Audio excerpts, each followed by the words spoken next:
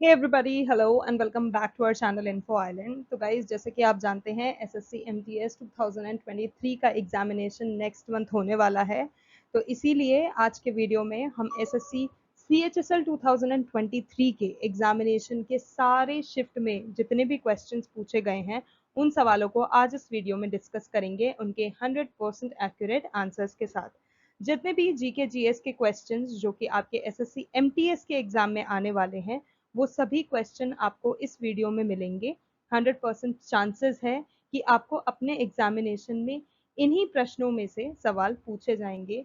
तो गाइज, इन सारे क्वेश्चंस को अच्छे से ध्यान में रखिएगा। इन सारे फैक्ट्स को, जो भी हम आपको एक्स्ट्रा फैक्ट्स प्रोवाइड कराएंगे, जो भी आंसर्स प्रोवाइड कराएंगे, उन सबको अच्छे से याद कर लीजिएगा, क्योंकि वो आपको आपके एसएससी एमटीएस 2023 का एग्जामिनेशन जो कि नेक्स्ट मंथ होने वाला है उसमें बेहद बहुत ज़्यादा हेल्प करेंगे। और चलिए जल्दी से वीडियो को शुरू करते हैं और देखते हैं किस प्रकार के क्वेश्चंस आने वाले हैं, किस प्रकार का क्या ट्रेंड रहा है डिफिकल्टी लेवल का, वो सब हम आपको इस वीडियो में शेयर करेंगे। तो गाइज, वीडियो को शुरू करने से पहले आप में से जिन लोगों ने अभी तक चैनल को सब्सक्राइब नहीं करा है तो जल्दी से जाके सबसे पहले चैनल को सब्सक्राइब कर लीजिए और उसके पास जो बेल आइकन गिवन है उसको प्रेस करना बिल्कुल मत भूलिएगा, जिससे कि जब भी हम किसी नए वीडियो के साथ आए आपको उसका नोटिफिकेशन मिल जाए। तो चलिए वीडियो को जल्दी से शुरू करते हैं। तो गाइस, जो फर्स्ट क्वेश्चन पूछा गया था आपके एसएससी सीएचएसएल के एग्जामिनेशन में, और काफी ज्यादा इंपॉर्टेंट क्वेश्चन है ये, काफी ज्यादा इंपॉर्टेंट टॉपिक है ये आपके एमटीएस एग्जाम से रिलेटेड भी, तो इसको अच्छे से ध्यान में रखिएगा। और टॉपिक है आईपीएल 2023 और क्वेश्चन था आईपीएल 2023 का ऑरेंज कैप किसे मिला था। तो गाइज, इसका करेक्ट आंसर है शुभमन गिल को मिला था। ऑरेंज कैप जो होता है आईपीएल के एक सन में सबसे ज्यादा रन बनाने वाले खिलाड़ी को दिया जाता है। सीजन में गुजरात टाइटंस के शुभमन गिल ने 17 मैचों में 890 रन बनाते हुए इस ऑरेंज कैप को हासिल किया था। बात की जाए मोहम्मद शमी की, तो मोहम्मद शमी ने 17 मैचों में सबसे ज्यादा विकेट झटके थे, जिनमें कुल 28 विकेट उन्होंने झटके थे। तो गाइस, ये इंपॉर्टेंट फैक्ट भी आप ध्यान में रखिएगा, क्योंकि ये आपसे पूछा जा सकता है। अब देख लेते हैं गाइज आईपीएल 2023 के जो अवार्ड्स है उनकी लिस्ट कि किसको क्या अवार्ड मिला था 2023 में। तो गाइज, जिसमें पहला हम बात करें तो वो है, जो पुरस्कार का नाम है वो है ऑरेंज कैप, जो कि खिलाड़ी की बात करें तो शुभमन गिल को मिला था 890 रन बनाने के लिए, और टीम जिसे बिलोंग करते हैं वो है गुजरात टाइटंस। पर्पल कैप मिला था मोहम्मद शमी को 28 विकेट झटकने के लिए, और ये गुजरात टाइटंस से बिलोंग करते हैं। Emerging player of the year award मिला था यशस्वी जायसवाल को, राजस्थान रॉयल्स का है ये। और fair play of the season मिला था अजिंक्य रहाणे को, जो कि चेन्नई सुपर किंग्स से है। कैच ऑफ द सीजन मिला था राशिद खान को, जो कि गुजरात टाइटंस से बिलोंग करते हैं। सीजन का सबसे लंबा छक्का, जो कि 115 मीटर का दिया गया था, और इसको देने वाले खिलाड़ी थे फफ डू प्लेसिस, जो कि रॉयल चैलेंजर्स बेंगलुरु से हैं। सर्वाधिक चौके लगाने के लिए शुभमन गिल को मिला था ये अवार्ड, और इन्होंने 84 चौके लगाए थे, और ये गुजरात टाइटंस से हैं। Most valuable player of the season मिला था शुभमन गिल को, गुजरात टाइटंस से। Dream 11 game changer of the season मिला था अगेन शुभमन गिल को, जो कि गुजरात टाइटंस से हैं। सुपर स्ट्राइकर ऑफ सीजन का जो अवार्ड था ये मिला था ग्लेन मैक्सवेल को, जो कि रॉयल चैलेंजर्स बेंगलुरु टीम से बिलोंग करते हैं। तो गाइस, आपने देखा कि शुभमन गिल अकेले ऐसे खिलाड़ी हैं जिन्होंने, अभी हम देखें तो एक यहाँ पर ऑरेंज कैप उन्होंने ले लिया है, ऑरेंज कैप का खिताब उन्होंने ले लिया है। उसके बाद सर्वाधिक चौके लगाने के लिए, most valuable player of the season और Dream 11 game changers of the season, ये तीनों चारों अवार्ड मिले हैं शुभमन गिल को। तो गाइज, ये फैक्ट भी आपको ध्यान में रखना है। अगला, अगर आपसे पूछा जाता है कि आईपीएल 2023 के कैप्टन्स कौन कौन थे, तो चलिए कैप्टन्स की लिस्ट भी आपको बता देते हैं। तो गाइज, पहली टीम की बात की जाए चेन्नई सुपर किंग, तो उसके कप्तान रहे थे महेंद्र सिंह धोनी। गुजरात टाइटंस के रहे थे हार्दिक पांड्या। लखनऊ सुपर जायंट्स के रहे थे के एल राहुल। मुंबई इंडियंस के रहे थे रोहित शर्मा। राजस्थान रॉयल्स के कैप्टन थे संजू सैमसन। रॉयल चैलेंजर्स बेंगलुरु के कैप्टन थे Faf du playlist. Kolkata night Riders के कैप्टन थे नीतीश राणा। पंजाब किंग्स के कैप्टन थे शिखर धवन। दिल्ली कैपिटल के जो कप्तान रहे थे वो थे डेविड वार्नर। सनराइजर्स हैदराबाद के जो कैप्टन थे वो थे एडन मार्करम। तो गाइज ये नाम भी आपको ध्यान में रखना है। अगला अगर आपसे पूछा जाता है आईपीएल 2023 से रिलेटेड कोई भी क्वेश्चन गाइस, तो उसका सोल्यूशन अब हमारे आगे आने वाले वीडियो में, आगे आने वाले क्वेश्चंस यानी कि प्रश्नोत्तर में आपको मिल जाएगा, क्योंकि इसमें हमने वो सारे इंपॉर्टेंट क्वेश्चंस जो कि आईपीएल 2023 से रिलेटेड पूछे जा सकते हैं आपके एमटीएस के पेपर में, वो सारे हम यहाँ पर लेकर आए हैं। और ये एक हॉट टॉपिक है, एक इंपॉर्टेंट टॉपिक है, तो गाइस अच्छे से याद कर लीजिएगा। तो गाइज वर्ष 2023 में आयोजित आईपीएल का यह कौन सा संस्करण है? अगर संस्करण की बात की जाए, अगर संस्करण आपसे पूछा जाता है तो ये 16वां संस्करण है।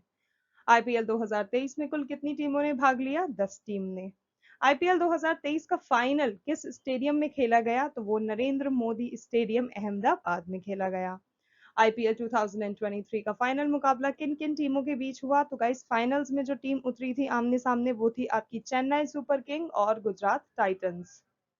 नेक्स्ट आता है आईपीएल 2023 का फाइनल खिताब किसने जीता? तो Chennai Super Kings is the correct answer. अगला है आईपीएल 2023 में चेन्नई सुपर किंग्स के कप्तान कौन थे? तो जैसे कि अभी मैंने आपको बताया, चेन्नई सुपर किंग को लीड कर रहे थे as a captain Mahendra Singh Dhoni. IPL 2023 में चेन्नई सुपर किंग के कोच कौन थे? तो कोच की बात की जाए तो वो थे Steven Fleming. Chennai Super Kings ने कितनी बार आईपीएल की ट्रॉफी जीत रखी है? तो अब तक देखी जाए तो 5 बार चेन्नई सुपर किंग्स विजेता बन चुकी है। किन 5 सालों में अगर आपसे पूछा जाता है तो 2010, 2011, 2018, 2021 और 2023, ये 5 ऐसे साल रहे हैं जब चेन्नई सुपर किंग्स ने आईपीएल की ट्रॉफी जीती है। अगला सवाल, आईपीएल 2023 में उपविजेता टीम कौन सी रही थी? तो गुजरात टाइटंस जो थी वो उपविजेता थी। आईपीएल 2023 में गुजरात टाइटंस टीम के कप्तान कौन थे? तो कप्तान जैसे कि अभी मैंने आपको कैप्टन्स की लिस्ट में बताया, हार्दिक पांड्या। अगला है आईपीएल 2023 में गुजरात टाइटंस टीम के कोच कौन थे? तो गुजरात टाइटंस के कोच थे आशीष नेहरा। आईपीएल 2023 में emerging player of the season का खिताब किसे मिला था? तो यशस्वी जायसवाल जो कि राजस्थान रॉयल से बिलोंग करते हैं, उनको ये अवार्ड मिला था। आईपीएल 2023 में game changer of the season का खिताब किसे मिला था? तो गाइस गेम चेंजर जैसे कि मैंने अभी आपको बताया, शुभमन गिल को यह अवार्ड मिला था, जो कि 890 रन बनाने के लिए मिला था, और ये गुजरात टाइटंस से है। आईपीएल 2023 में प्लेयर ऑफ द सीजन का खिताब किसे मिला? तो प्लेयर ऑफ द सीजन हो गया या फिर game changers of the season हो गया, ये दोनों ही अवार्ड शुभमन गिल को मिले हैं 890 रन बनाने के लिए। गुजरात टाइटंस से ये बिलोंग करते हैं। आईपीएल 2023 में ऑरेंज कैप विजेता कौन रहे थे? अगेन शुभमन गिल, 890 रन के लिए गुजरात टाइटंस से। आईपीएल 2023 में पर्पल कप के विजेता कौन रहे थे? तो पर्पल कप जो होता है वो मोहम्मद शमी को मिला था, जिन्होंने 28 विकेट इन लाइन गिराए थे। गुजरात टाइटंस से हैं ये भी। आईपीएल 2023 में टीम फेयर प्ले अवार्ड का खिताब किसे मिला था? तो फेयर प्ले का अवार्ड मिला था दिल्ली कैपिटल्स को। आईपीएल 2023 में सबसे महंगे खिलाड़ी कौन थे? तो जो सबसे महंगे खिलाड़ी थे वो थे सैम करन, जो कि पंजाब किंग्स से हैं। आईपीएल 2023 के अध्यक्ष कौन थे? तो अध्यक्ष की बात की जाए तो अरुण सिंह धूमल। आईपीएल 2023 का टाइटल स्पॉन्सर कौन था? तो टाइटल स्पॉन्सर किया गया था इस बार टाटा ग्रुप से। अगला सवाल, आईपीएल में सबसे ज्यादा मैच जीतने वाले कप्तान कौन बन गए हैं? तो सबसे ज्यादा मैच, जैसे कि अभी मैंने आपको बताया था, महेंद्र सिंह धोनी कप्तान रह चुके हैं उन मैचों में। आईपीएल 2023 में विजेता टीम को कितने रुपए की रकम मिलती है? तो इस बार 20 करोड़ रुपए की मिली है विजेता टीम को, and obviously it will be divided among all the members. IPL 2023 में उपविजेता को कितने रुपए की रकम मिलती है? तो उपविजेता जो होता है उसे 12.5 करोड़ रुपए मिले हैं। आईपीएल 2023 के फाइनल में प्लेयर ऑफ द मैच कौन बना? तो प्लेयर ऑफ द मैच बने हैं डेवॉन कॉनवे।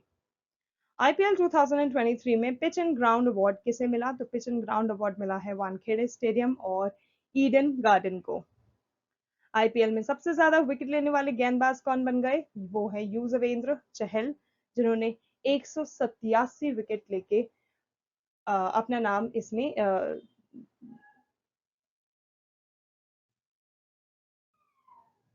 अगला सवाल, आईपीएल का 1000वां मुकाबला कहाँ हुआ है? तो 1000वां मुकाबला जो हुआ है वो मुंबई इंडियंस और राजस्थान रॉयल, सॉरी कहाँ नहीं, किसके बीच हुआ है? तो आईपीएल का 1000वां मुकाबला मुंबई इंडियंस और राजस्थान रॉयल्स के बीच रहा। आईपीएल में सबसे तेज अर्धशतक लगाने वाले बल्लेबाज कौन है? यशस्वी जायसवाल, जिन्होंने 13 गेंद पे अर्धशतक लगाया। ओके तो गाइज नेक्स्ट अगेन आईपीएल से संबंधित कुछ महत्वपूर्ण प्रश्नावली कि कुछ ऐसे प्रश्न उत्तर जो कि आईपीएल से रिलेटेड है। अभी हमने जो बात करा था वो आईपीएल 2023 का आपको बताया था।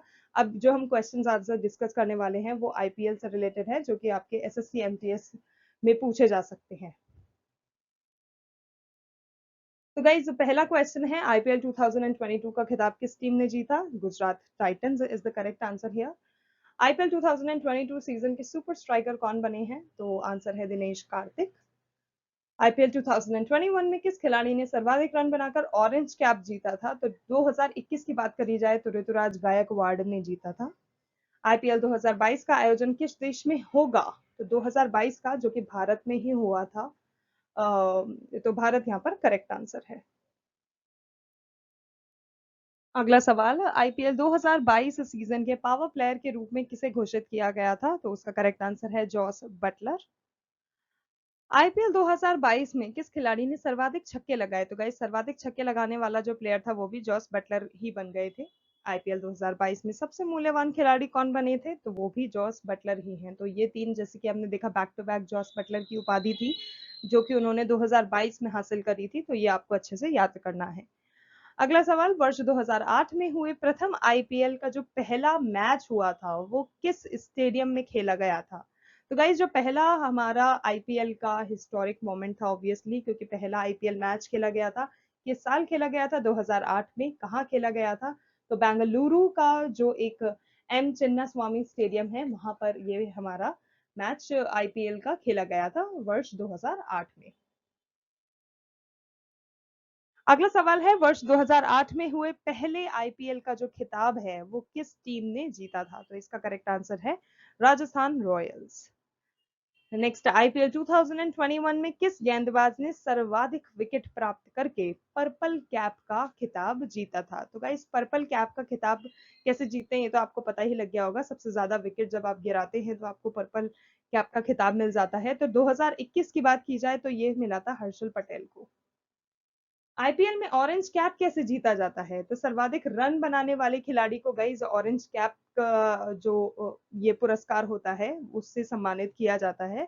तो सर्वाधिक रन बनाने वाले खिलाड़ी को आईपीएल में ऑरेंज कैप दिया जाता है। आईपीएल 2021 के फाइनल मुकाबले में मैन ऑफ द मैच का अवार्ड किसे दिया गया था? तो guys man of the match का अवार्ड मिला था फाफ डू प्लेसिस को। बीसीसीआई द्वारा किस वर्ष से प्रत्येक वर्ष आईपीएल आयोजन करता है? तो किस वर्ष से शुरू हुआ था? तो गाइस 2008 में हमारा पहला आईपीएल मैच खेला गया था और बीसीसीआई द्वारा हर वर्ष ये आईपीएल का आयोजन होता है। आईपीएल 2020 का खिताब किस टीम ने जीता था? तो गाइस मुंबई इंडियंस ने जीता था और तब तक 5 बार मुंबई इंडियंस जीत चुकी थी आईपीएल का खिताब। 2021 में आईपीएल का कौन सा संस्करण आयोजित हुआ था? तो गाइस 2021 में जो हुआ था वो था 14वां संस्करण, और अगर आपसे पूछा जाता है 2023 में तो वो हो गया आपका 16वां संस्करण। तो ये फैक्ट भी आपको ध्यान में रखना है। अगला है, वर्ष 2022 में आईपीएल कौन सा सन आयोजित किया गया था? तो गाइस इस वर्ष 2022 में आईपीएल का 15वां सन यानी कि 15वां जो संस्करण होता है वो आयोजित किया गया था। आईपीएल 2022 की प्रायोजक कंपनी, तो गाइस प्रायोजक कंपनी यानी कि जो टाइटल स्पॉन्सर होता है वो कौन था? तो 2022 की बात की जाए तो तब भी टाटा था और 2023 की बात की जाए तो टाटा ग्रुप था। आईपीएल 2022 की ऑफिशियल ब्रॉडकास्टर चैनल कौन सा है? तो yes, Star Sports is the आपका official broadcaster of IPL 2022। IPL 2021 का खिताब किस टीम ने जीता था? तो गाइज 2021 जीता था चेन्नई सुपर किंग्स ने। अगला सवाल, आईपीएल में पर्पल कैप कैसे जीता जाता है? तो गाइज पर्पल कैप, जैसे कि मैंने अभी आपको बताया कि सर्वाधिक विकेट लेके एक खिलाड़ी पर्पल कैप को जीतता है आईपीएल में। आईपीएल 2022 का फाइनल मैच किन दो टीमों के बीच खेला गया था? तो जो फाइनल्स में दो टीम आई थी एक दूसरे के सामने 2022 में, वो थी आपकी राजस्थान रॉयल्स और Gujarat Titans. Next question, IPL 2022 में शामिल की गई दो नई टीमें कौन सी हैं? तो गाइज आईपीएल 22 में दो नई टीमें ऐड की गई थी जिनका नाम है गुजरात टाइटंस और Lucknow Super Giants. Next question, Indian Premier League यानी कि आईपीएल की शुरुआत भारत में किस वर्ष में हुई थी? तो गाइज 2008 उसका करेक्ट आंसर है। तो गाइज नेक्स्ट क्वेश्चन है, आईपीएल 2020 में किस खिलाड़ी ने सर्वाधिक विकेट लिए हैं? तो गाइज युजवेंद्र चहल ने 27 विकेट लेके अपने आप को ये उपलब्धि दी थी कि उन्होंने सर्वाधिक विकेट लिए थे। आईपीएल 2022 में किस खिलाड़ी को ऑरेंज कैप से सम्मानित किया गया? तो guys Jos Buttler is the correct answer. IPL में पर्पल कैप कैसे दिया जाता है? तो गाइज पर्पल कैप प्रति वर्ष सर्वाधिक विकेट लेने वाले खिलाड़ी को दिया जाता है। आईपीएल में ऑरेंज कैप कैसे दिया जाता है? तो गाइज ऑरेंज कैप की बात की जाए, सर्वाधिक रन बनाने वाले खिलाड़ी को आईपीएल में ऑरेंज कैप दिया जाता है। आईपीएल 2022 के सबसे महंगे खिलाड़ी कौन थे? तो गाइज 22 के सबसे महंगे खिलाड़ी थे ईशान किशन, जो कि 15.25 करोड़ उनकी rate, you can say rate थी, and he was taken up at 15.25 crore in the season for the team. Next है, आईपीएल 2022 का पहला मैच किन दो टीमों के बीच खेला गया था? तो जो पहला मैच खेला गया था आईपीएल 22 का, वो था चेन्नई सुपर किंग्स और कोलकाता नाइट राइडर्स के बीच में। नेक्स्ट है, आईपीएल 2022 का पहला मैच कब तथा किस क्रिकेट स्टेडियम में खेला गया था? तो गाइस पहला जो खेला गया था वो था 26 मार्च, आईपीएल 2022 का पहला मैच 26 मार्च 2022 को खेला गया था और गाइस वानखेड़े स्टेडियम में ये खेला गया था, तो ये फैक्ट आप अच्छे से ध्यान में रखिएगा। नेक्स्ट क्वेश्चन, आईपीएल 2021 का टाइटल प्रायोजक कौन था? तो गाइस 2021 में इट वाज वीवो, 2022 में इट वाज टाटा, 2023 में it was Tata group. Next, IPL 2022 के ऑफिशियल डिजिटल स्ट्रीमिंग पार्टनर।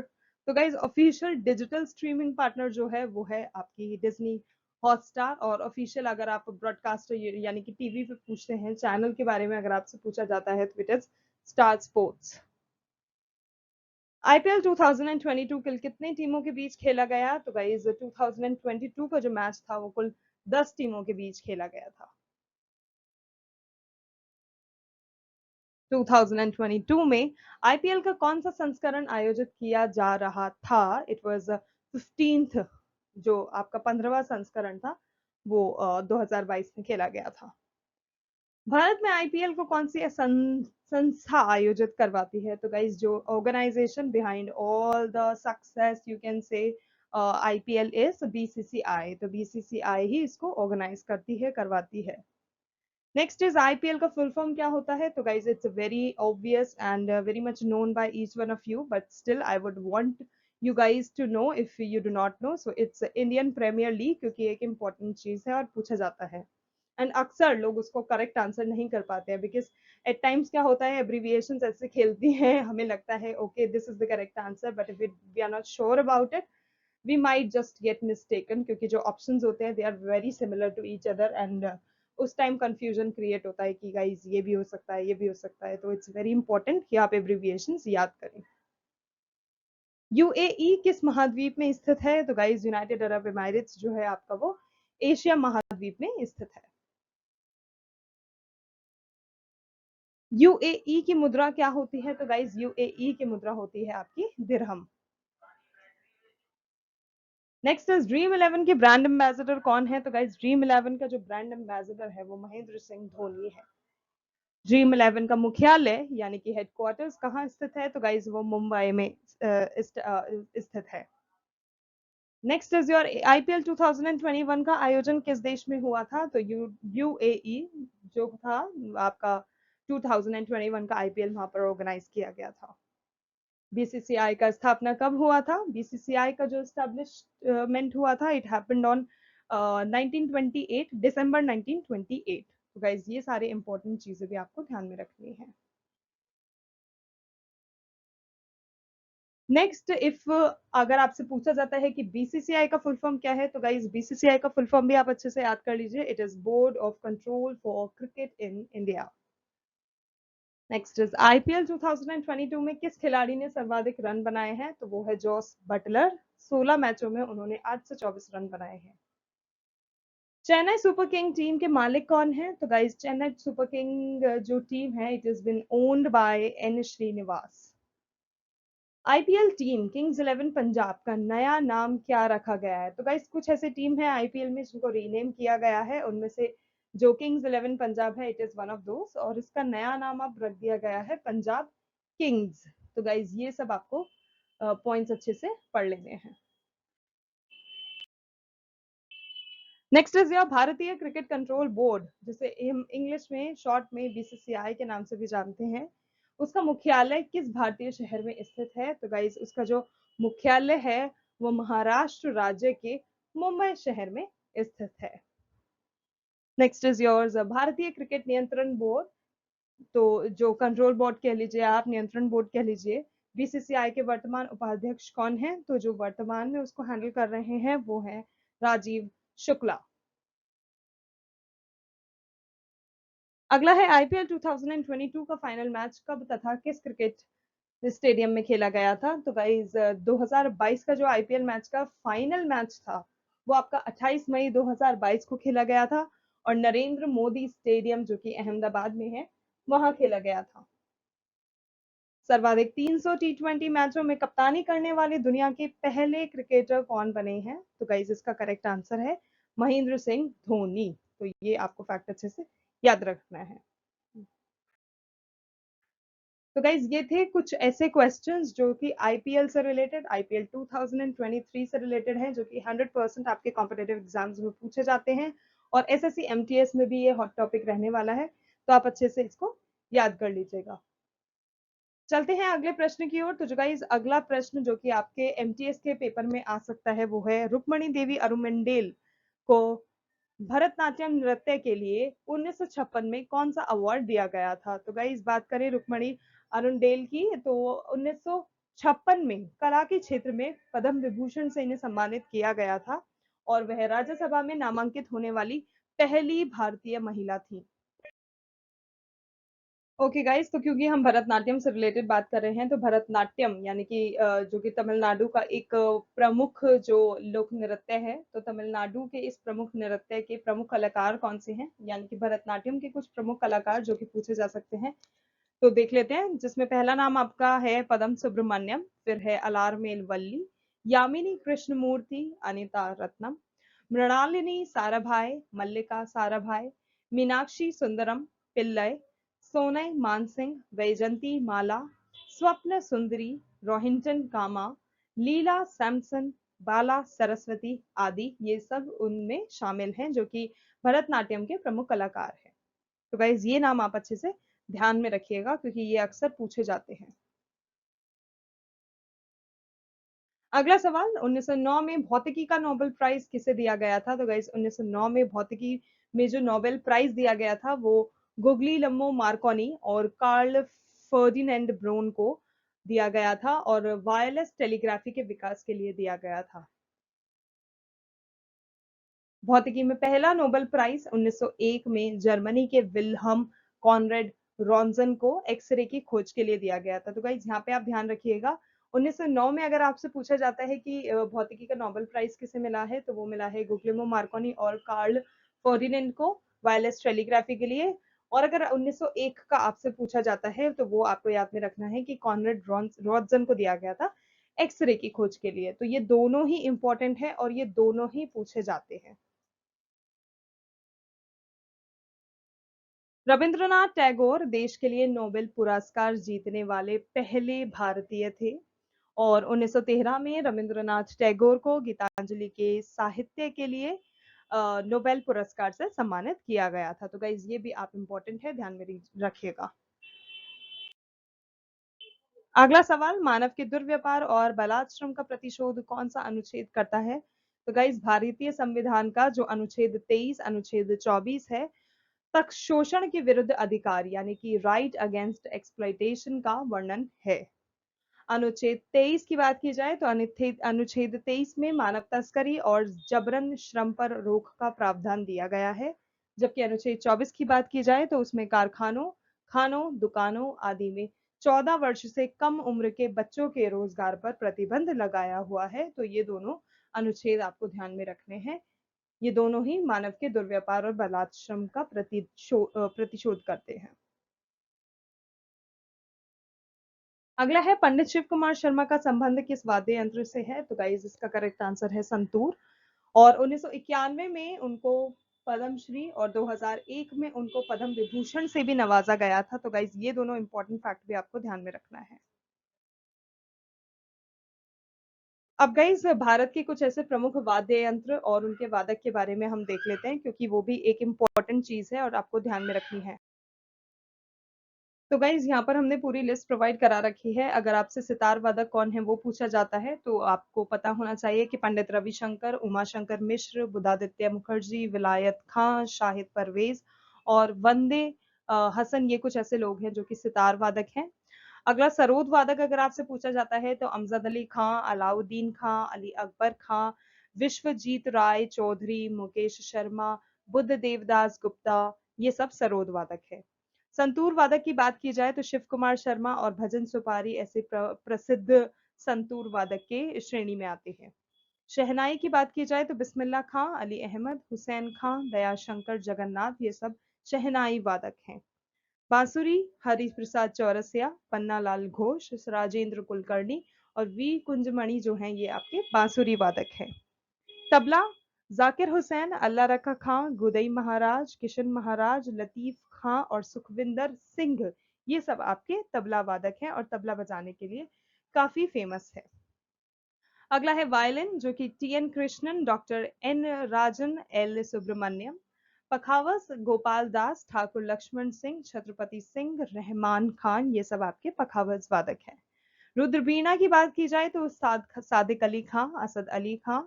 वीणा में हमारे आते हैं एस बालचंद्रन, कृष्ण भागवतार, बदरुद्दीन डागर, ये सब आपके वीणा वादक हैं। फिर है मृदंग, जिसमें ठाकुर भीकम सिंह, जगदीश सिंह और पालदार रघु, ये कुछ हमारे मृदंग वादक हैं। तो गाइज ये सारे नाम आपको ध्यान में रखने हैं, क्योंकि इनमें से क्वेश्चन जरूर बन के आता है और किसी ना किसी वादक के बारे में पूछा जाता है। तो वाद्य यंत्र कौन सा है और वादक कौन है, ये दोनों आपको पता होना चाहिए। अगला सवाल, बंधन बैंक का मुख्यालय कहाँ स्थित है? तो गाइज जो बंधन बैंक है इसका करेक्ट आंसर है कोलकाता। इसका जो मुख्यालय यानी कि हेडक्वार्टर्स है आपको कोलकाता में स्थित है। और अगर इसकी स्थापना के बारे में आपसे पूछा जाता है तो इसकी स्थापना हुई थी 23 अगस्त 2015 में और यह एक प्राइवेट सेक्टर बैंक के नाम से जाना जाता है।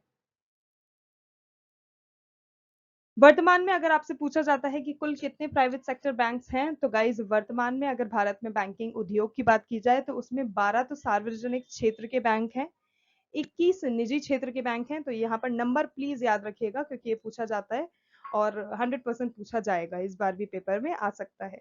तो 12 तो सार्वजनिक क्षेत्र के बैंक हैं, 21 आपके निजी क्षेत्र के बैंक हैं, 6 भुगतान बैंक हैं, 2 स्थानीय क्षेत्र के बैंक हैं, 12 छोटे वित्त बैंक हैं, 4 वित्तीय संस्थान हैं और 43 क्षेत्रीय ग्रामीण बैंक हैं और 45 विदेशी बैंक शामिल हैं। तो ये सब आपको पता होना चाहिए। तो गाइज यहाँ हम आपको एक लिस्ट प्रोवाइड करा रहे हैं जिसमें भारत में जो निजी क्षेत्र के बैंक हैं उनका नाम शामिल है, उनकी स्थापना कब हुई थी वो हम बता रहे हैं, जिससे कि आपको अगर वो पूछा जाता है तो आप उसका आंसर कर सकें। तो गाइज लिस्ट कुछ इस प्रकार है। पहले नंबर पे आता है आपका एक्सिस बैंक, जिसकी स्थापना 1993 में हुई थी और ये मुंबई महाराष्ट्र में है, हेडक्वार्टर्स मुंबई महाराष्ट्र में है। बंधन बैंक 2015 में स्थापना हुई थी, मुख्यालय कोलकाता पश्चिम बंगाल में है। सीएसबी बैंक 1920 में इसकी स्थापना हुई थी और त्रिशूर यानी कि जो कि केरल में स्थित है उसका मुख्यालय वहां पर है। सिटी यूनियन बैंक 1904 में स्थापना हुई थी और कुंभकोणम तमिलनाडु में उसका मुख्यालय है। अगला है डीसीबी बैंक, जो कि 1930 में जिसकी स्थापना हुई थी और मुंबई महाराष्ट्र में इसका मुख्यालय है। धनलक्ष्मी बैंक, जो कि आपका 1927 में इसकी स्टैब्लिशमेंट हुई थी और त्रिशूर शहर केरल में है इसका भी मुख्यालय। तो अगर आपसे दो ऐसे पूछे जाते हैं सिमिलर तो आप बता सकते हैं, सीएसबी बैंक और धनलक्ष्मी बैंक दोनों के ही मुख्यालय त्रिशूर शहर केरल में है। फेडरल बैंक आपका इसका स्थापना हुआ था 1931 में और अलुवा कोची इसका मुख्यालय है। एचडीएफसी बैंक की बात की जाए तो 1994 में इसका स्थापना हुआ था और मुंबई महाराष्ट्र में हेडक्वार्टर्स है। आईसीआईसीआई बैंक अगर आपसे पूछा जाता है तो 1994 में इसका स्थापना हुआ था और मुंबई महाराष्ट्र में मुख्यालय है। आईडीबीआई बैंक 1964 में इसका स्थापना हुआ था और मुंबई महाराष्ट्र में ये शामिल है, सॉरी मुंबई महाराष्ट्र में इसका मुख्यालय है। आईडीएफसी फर्स्ट बैंक जो है 2015 में इसका स्थापना हुआ था और मुंबई महाराष्ट्र में इसका मुख्यालय है। इंडसइंड बैंक जो है 1994 में इसका स्थापना हुआ था और पुणे महाराष्ट्र में इसका मुख्यालय है। जम्मू और कश्मीर बैंक 1938 में इसका एस्टैब्लिशमेंट हुआ था और श्रीनगर जम्मू कश्मीर में ये हेडक्वार्टर्स हैं इसके। कर्नाटक बैंक 1924 में इसका स्थापना हुआ था, मंगलुरु कर्नाटक में इसके हेडक्वार्टर्स है। करूर वैश्य बैंक 1996 में इसकी एस्टैब्लिशमेंट हुई थी और करूर यानी कि तमिलनाडु में जो स्थित है वहां इसके मुख्यालय है। कोटक महिंद्रा बैंक की बात की जाए तो गाइस 2003 में इसकी एस्टैब्लिशमेंट हुई थी और मुंबई महाराष्ट्र में इसका मुख्यालय है। नैनीताल बैंक जो कि 1922 में इसका स्थापना हुआ था और नैनीताल उत्तराखंड में ये मुख्यालय है इसके। आरबीएल बैंक की बात की जाए तो 1943 में इसकी स्थापना हुई थी और मुंबई महाराष्ट्र में इसके मुख्यालय है। साउथ इंडियन बैंक की बात की जाए तो 1929 में इसकी स्टैब्लिशमेंट हुई थी और त्रिशूर केरल में इसके मुख्यालय है। तमिलनाडु मर्केंटाइल बैंक की बात की जाए तो इसका जो हेडक्वार्टर्स है वो तूतीकोरिन तमिलनाडु में है और 1921 में इसकी स्थापना हुई थी। लास्ट एंड द फाइनल जो निजी बैंक है हमारा भारत का वो आपका यस बैंक, जो कि 2004 में इसकी स्थापना हुई थी, मुंबई महाराष्ट्र में इसके मुख्यालय हैं। तो गाइज ये सारे आपको निजी बैंकों के नाम, उनके स्थापना कब हुई थी और ये कहाँ इनके मुख्यालय हैं ये पता होने चाहिए क्योंकि ये पूछे जाते हैं। तो गाइज अगले सवाल की बात की जाए तो वो है अष्टक नियम कब दिया गया था। तो गाइज ये भी एक इम्पोर्टेंट क्वेश्चन है जो कि पूछा जाएगा। तो न्यूलैंड्स द्वारा जो है गाइज अष्टक नियम दिया गया था और 1865 में दिया गया था। न्यूलैंड्स नियम होता क्या है? तो गाइज जब तत्वों को अनेक बढ़ते परमाणु भार के अनुसार व्यवस्थित किया जाता है तो प्रत्येक 8वीं तत्व में पहले तत्व के समान गुण पाए जाते हैं, ये अष्टक नियम बताता है। न्यूलैंड का अष्टक नियम जो है वो केवल कैल्शियम तक ही लागू था। तो गाइज ये भी एक इंपॉर्टेंट चीज है जो कि आपको पता होनी चाहिए कि केवल कैल्शियम तक ही ये लागू किया गया था, उसके आगे नहीं। अगला सवाल, विधवा पुनर्विवाह संघ किसके द्वारा स्थापित किया गया था? तो गाइज 1853 में विष्णु शास्त्री पंडित द्वारा मुंबई में विधवा पुनर्विवाह संघ जो है ये स्थापित किया गया था। तो यहाँ पर किसके द्वारा अगर आपसे पूछा जाता है तो शास्त्री पंडित आपको ध्यान में रखना है। कब पूछा जाता है तो 1853 आपको ध्यान रखना है। हाल ही में किस जनजाति को उत्तर प्रदेश के अनुसूचित जनजाति सूची में शामिल किया गया है? तो गाइज इसका करेक्ट आंसर है गोंड जाति। विच ऑफ द फॉलोइंग क्रॉप, तो गाइज यहाँ पे आपको ऑप्शन दे रखे होंगे उसमें से आपको चूज करना है that which of the following crop is known to be a commercial crop, यानी कि एक जो व्यावसायिक क्रॉप है वो कौन सी है। तो गाइज जो व्यावसायिक क्रॉप है हमारे भारत की तो उसमें कपास हो गया, जूट हो गया, गन्ना हो गया, ये तीनों शामिल है। तो इनमें से कोई भी अगर आपको पूछा जाता है तो that would be the correct answer. अगर आपसे पूछा जाता है कि प्रमुख खाद्य फसलें कौन सी हैं तो अगर खाद्य फसलों की बात की जाए तो गाइस गेहूं, चावल, मक्का जो है ये कुछ खाद्य फसलें हैं भारत की। भारत में सबसे बड़ा एल्यूमिनियम संयंत्र कहाँ स्थित है? तो गाइज एल्यूमिनियम का जो अयस्क होता है वो बॉक्साइट है और बॉक्साइट का सबसे ज्यादा उत्पादन जो होता है वो उड़ीसा में होता है, तो इसका करेक्ट आंसर है उड़ीसा। उसके अलावा अगर आपसे नालको से रिलेटेड कोई क्वेश्चन बन के आता है तो गाइज नालको क्या है? नालको का फुल फॉर्म है नेशनल एल्यूमिनियम कंपनी लिमिटेड।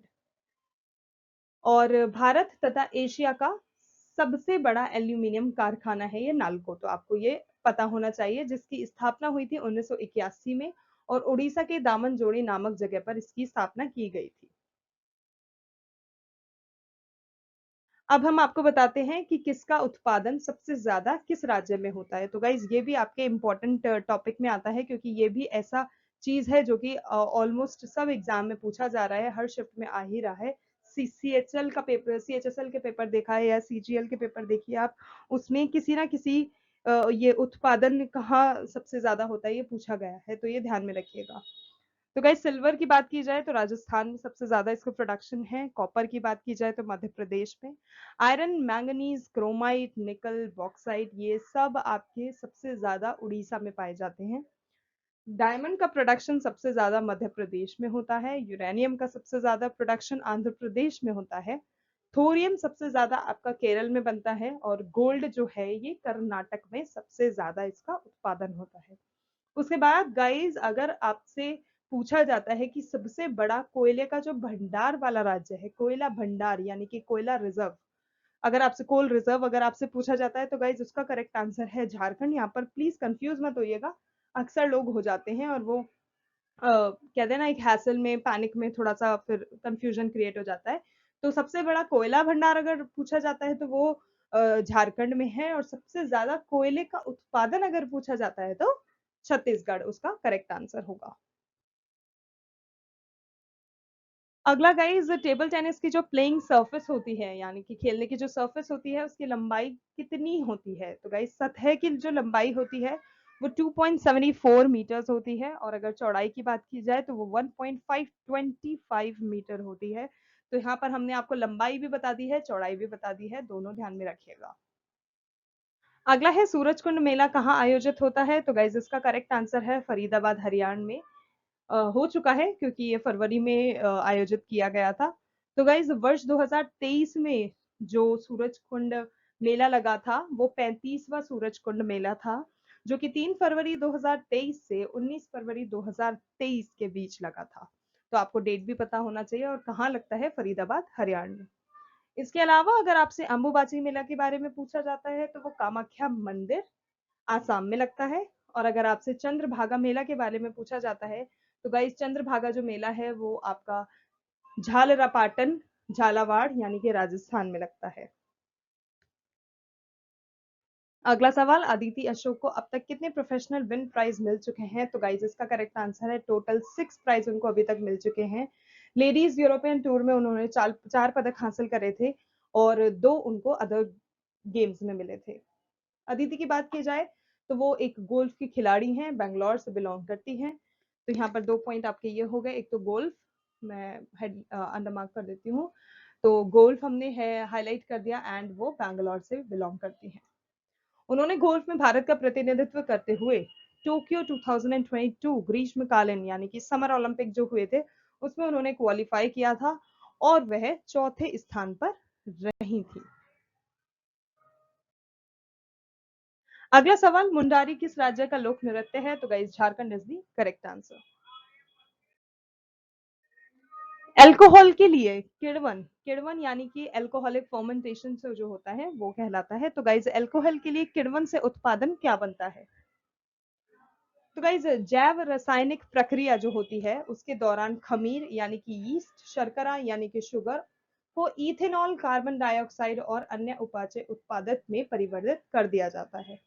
इस प्रक्रिया में यीस्ट जो होती है वो पायरुवेट के अणुओं को तोड़ देती है, जिससे ग्लूकोज का चयापचय होता है, जिसे ग्लाइकोलाइसिस कहा जाता है। तो गाइस इस प्रोसेस को आप ध्यान में रखिएगा, ग्लाइकोलाइसिस कहा जाता है। अगर आपसे पूछा जा लिया इस जाया इस पूछा जा इसके बारे में तो ध्यान में रखिएगा, जो कि शर्करा या स्टार्च में कार्बन डाइऑक्साइड और अल्कोहल के अणुओं में बदल जाता है।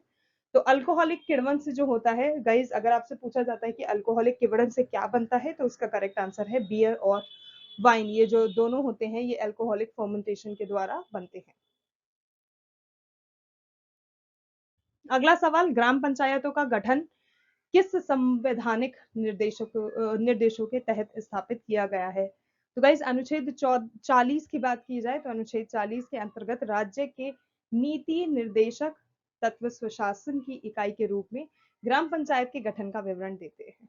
राजनीति के निर्देशक सिद्धांत, जिसे हम डीपीएसपी के नाम से भी जानते हैं, यानी कि directive principle of state policy, इसका उद्देश्य जनता के लिए सामाजिक आर्थिक न्याय सुनिश्चित करना और भारत को एक कल्याणकारी राज्य के रूप में स्थापित करना है। नेक्स्ट क्वेश्चन गाइज, विधवा पुनर्विवाह अधिनियम जो है वो किसके शासन काल में लागू हुआ था? तो गाइज यहाँ पे ध्यान दीजिएगा, शासन काल पूछा जा रहा है। तो विधवा जो पुनर्विवाह अधिनियम है सबसे पहले कब हुआ था? 1856 में लॉर्ड डलहौजी के कार्यकाल के दौरान परिचय किया गया था। तो लॉर्ड डलहौजी आपका यहाँ पे करेक्ट आंसर है। यह अधिनियम 1856 में लॉर्ड कैनिंग द्वारा पारित किया गया था। तो किया किसने था? लॉर्ड कैनिंग ने। और किसका वो चल रहा था शासनकाल? लॉर्ड डलहौजी का। और अगर आपसे पूछा जाता है इस समय भारत के गवर्नर जनरल कौन थे, तो उनका नाम है लॉर्ड कैनिंग। ईश्वर चंद्र विद्यासागर, तो गाइज ईश्वर चंद्र विद्यासागर का एक बहुत महत्वपूर्ण रोल रहा है इस पूरे अधिनियम में। क्यों? क्योंकि सिर्फ यही ऐसे इंसान थे जिनके प्रयासों के फलस्वरूप लॉर्ड कैनिंग के द्वारा 26 जुलाई 1856 ईस्वी में विधवा पुनर्विवाह अधिनियम को पारित कर दिया गया था। अगला सवाल, यदि किसी अर्थव्यवस्था में ब्याज दर कम हो जाती है तो इसका परिणाम क्या होता है? तो गाइज कम ब्याज दरों के साथ बैंकों के पास व्यवसायों के लिए पैसा उधार देने के लिए अधिक शक्ति होगा। ऑब्वियसली ब्याज दर, इंटरेस्ट रेट कम हो जाएगी।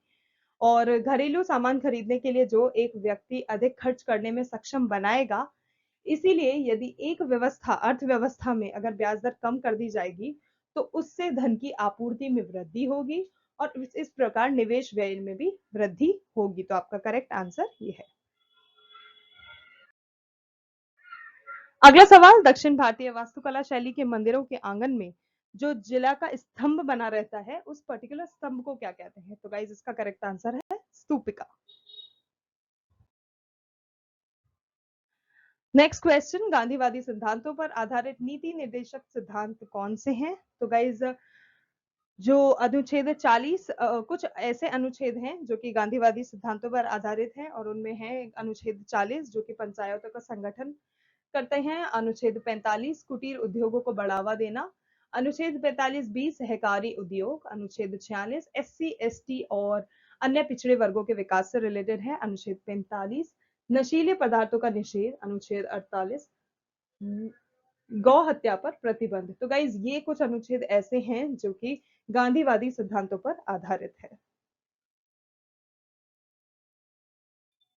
नेक्स्ट क्वेश्चन, किसके तहत यह प्रावधान किया गया है कि पुरुष एवं स्त्री को समान कार्य हेतु, तो if the work is similar, समान वेतन दिया जाएगा, the wages should be similar. तो गाइज ये अनुच्छेद 39D के तहत ये लागू किया गया है, ये सुनिश्चित किया गया है। नेक्स्ट क्वेश्चन, नौका दौड़ किस राज्य से संबंधित है? तो गाइज नौका दौड़ यानी कि जिसे हम बोट रेस भी कहते हैं वो केरल से संबंधित है। यह केरल का एक सफल फसल उत्सव है। इसे राजा महाबली के आगमन के उपलक्ष्य में मनाया जाता था। और इसके अलावा गाइज अगर आपसे क्वेश्चन पूछा जाता है कि सोमनाथ मंदिर किस राज्य में स्थित है, तो करेक्ट आंसर है गुजरात। और महमूद गजनबी, सोमनाथ रिलेटेड एक पॉइंट उठ के आता है जब भी सोमनाथ मंदिर की बात होती है कि महमूद गजनबी ने सोमनाथ मंदिर पर आक्रमण कब किया था? तो गाइज इसका करेक्ट आंसर है 1025 सन में इस मंदिर पर महमूद गजनबी ने हमला किया था। उसके बाद अगर आपसे पोंगल से रिलेटेड पूछा जाता है तो गाइज पोंगल तमिलनाडु का एक प्रसिद्ध त्योहार है। बिहू के बारे में अगर पूछा जाता है तो गाइज बिहू आसाम का एक प्रमुख त्योहार है और काफी हर्ष और उल्लास के साथ इसे वहां पर मनाया जाता है। अगला सवाल, पीएम कौशल योजना किससे संबंधित है? तो गाइज इस योजना के तहत युवाओं को रोजगार पाने हेतु प्रशिक्षण दिया जाता है। तो ये युवाओं को रोजगार देने में पीएम कौशल योजना रिलेटेड है। यह योजना कौशल विकास और उद्यमिता मंत्रालय के द्वारा 2015 में शुरू की गई थी। इसके अलावा बात की जाए G20 की, तो गाइज G20 का प्रथम शेरपा बैठक में कहाँ हुआ है? तो गाइज G20 से related I want to add one thing, अगर आपको G20 का एक डिस्क्रिप्टिव फॉर्म में सारे उसमें कब कब समिट्स हुए हैं, कहाँ कहाँ हुए, एक डिस्क्रिप्टिव फॉर्म में वीडियो चाहिए तो it is available on our channel Info Island, आप जाके उसे भी देख सकते हैं। Okay, so back to the question, G20 का प्रथम शेरपा बैठक कहाँ पर हुआ था? तो गाइज इसका करेक्ट आंसर है राजस्थान। G20 के भारतीय शेरपा अमिताभ कांत थे। G20 शेरपा की दूसरी बैठक के बारे में अगर आपसे पूछा जाता है तो वो केरल में हुई थी। जो तीसरी बैठक है वो कर्नाटक में हुई थी। और G20 बेसिकली देखा जाए तो एक विकासशील देशों का एक समूह है और इसीलिए इसको ग्रुप ऑफ 20 भी कहा जाता है।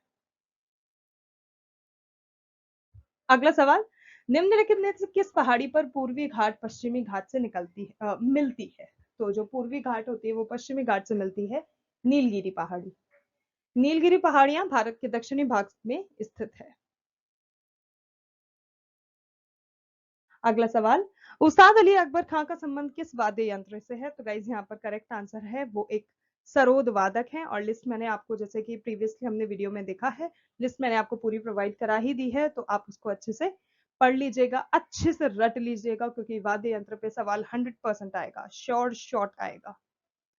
तो बात की जाए उस्ताद अली अकबर खां की, तो इन्हें 1967 में पद्म भूषण, 1989 में इन्हें पद्म विभूषण से भी नवाजा गया था।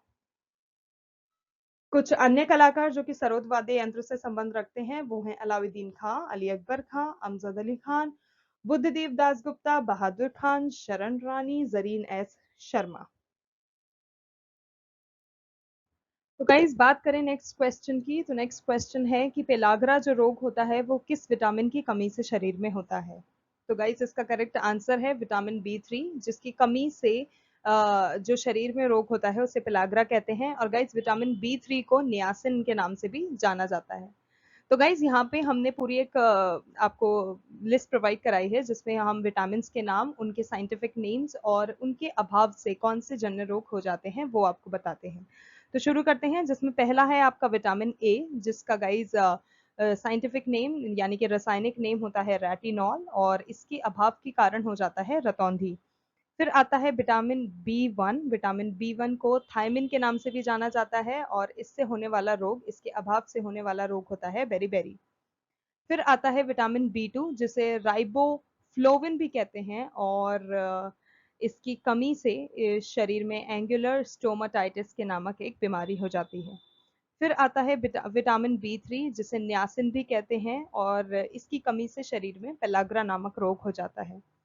फिर बात करते हैं विटामिन B5 की, जिसको पेंटोथेनिक नाम से भी जाना जाता है, पेंटोथेनिक अम्ल के नाम से भी जाना जाता है, और अपसंवेदन इसके अभाव से रोग हो जाता है। विटामिन B6 जिसका साइंटिफिक नेम पेरिडॉक्सिन है, और इसकी कमी से शरीर में एनीमिया हो जाता है। फिर है आपका विटामिन B7 जिसका रासायनिक नाम है बायोटिन, और इसकी कमी से शरीर में चर्म रोग हो जाता है। फिर है विटामिन B9 जिसको रासायनिक नाम है फॉलिक एसिड, और इसकी कमी से शरीर में एनीमिया हो जाता है। फिर है आपका विटामिन B12 जिसकी कमी से शरीर में एनीमिया हो जाता है, और इसका साइंटिफिक नेम है methyl cobalamin. Next is yours vitamin C जिसको हम एस्कॉर्बिक अम्ल के नाम से भी जानते हैं, और इसकी कमी से शरीर में स्कर्वी हो जाता है। फिर है विटामिन D जिसकी कमी से शरीर में कॉल कैल्सीफेरॉल नामक एक इसका कमी से शरीर में सूखा रोग हो जाता है, और इसका साइंटिफिक नेम है call calciferol. Guys call calciferol जो है, जो कि विटामिन डी का ही एक रूप होता है, और इसे विटामिन D3 या फिर कैल्सियोल के नाम से भी जाना जाता है। नेक्स्ट इज विटामिन ई जिसको टोकोफेरॉल्स के नाम से भी जानते हैं, और इसके अभाव से प्रजनन शक्तिहीनता शरीर में हो जाती है। नेक्स्ट इज विटामिन के जिसका साइंटिफिक नेम मिनाक्विनोन होता है, और इसकी कमी से शरीर में रक्त का थक्का न जमना नामक रोग हो जाता है, रक्त का थक्का नहीं जमता है। इसके बाद गाइस वसा में घुलनशील कुछ विटामिन इस प्रकार हैं, vitamin KE, D, A, I ये आपके वसा में घुलनशील विटामिन है। पानी में घुलनशील विटामिन है विटामिन B और Ci। नेक्स्ट क्वेश्चन, राजराजेश्वर मंदिर का निर्माण किस शासक के द्वारा करवाया गया था? तो गाइज राजराजेश्वर मंदिर को बृहदेश्वर मंदिर भी कहा जाता है। ये एक इंपॉर्टेंट फैक्ट आपको ध्यान में रखना है, क्योंकि कईयों बार इसका जो ये जो दूसरा नाम है इससे पूछा जा चुका है। बाकी बात करें इसे किसने बनवाया था, तो प्रथम राजराज चोल ने इसका निर्माण करवाया था। तमिलनाडु के तंजौर में स्थित एक हिंदू मंदिर है ये, और इसका निर्माण 1003 से 1010 ईस्वी के बीच में चोल के शासक प्रथम राजराज चोल ने करवाया था। शैली अगर देखी जाए तो ये द्रविड़ शैली है, और यूनेस्को ने 1987 में बृहदेश्वर मंदिर को, यानी कि इस राज राजेश्वर मंदिर को विश्व धरोहर स्थल की सूची में भी शामिल कर दिया था। नेक्स्ट क्वेश्चन, मंजू भार्गवी किस राज्य से संबंधित है? मंजू भार्गवी आंध्र प्रदेश से संबंधित है, और वह कुचिपुड़ी नृत्य के लिए काफी जानी जाती है। कुचिपुड़ी नृत्य के प्रमुख कलाकार, तो गाइस कुचिपुड़ी नृत्य के कुछ प्रमुख कलाकारों के नाम हम आपको बता देते हैं, जिससे कि एग्जाम्स में अगर इनसे रिलेटेड कुछ पूछा जाता है तो आपको उसका पता चले, आपको उसका पता हो। तो पहला डॉक्टर वेमपति चिन्ना सत्यम, फिर है विदातम लक्ष्मी नारायण, चिंता कृष्ण मूर्ति, स्वप्न सुंदरी, राजा एवं राधा रेड्डी, लक्ष्मी नारायण शास्त्री, राजा और राधी रेड्डी, यामिनी कृष्ण मूर्ति, यामिनी रेड्डी और कौशल्या रेड्डी। तो गाइज ये कुछ कुचिपुड़ी नृत्य के प्रमुख कलाकार हैं। नेक्स्ट है, फुटबॉल में पेनल्टी क्षेत्र के भीतर जो पेनल्टी स्पॉट बना होता है, जो कि गोल लाइन से कितनी दूरी पर होता है, इस तरह से सवाल पूछा गया था। तो गाइज अब पेनल्टी एरिया गोल से 16.5 मीटर की दूरी पर होता है। इतनी ही दूरी दोनों गोल पोस्ट और पेनल्टी एरिया के बीच में भी होती है। तो अगर आपसे गोल पोस्ट के बीच की जो दूरी पूछी जाए तो वो 16.5 मीटर ही होगी। नेक्स्ट क्वेश्चन पूछा गया था, बस्तर दशहरा किस राज्य में मनाया जाता है? तो गाइज यह दशहरा जो है इसे छत्तीसगढ़ में काफी जोरों शोरों से मनाया जाता है।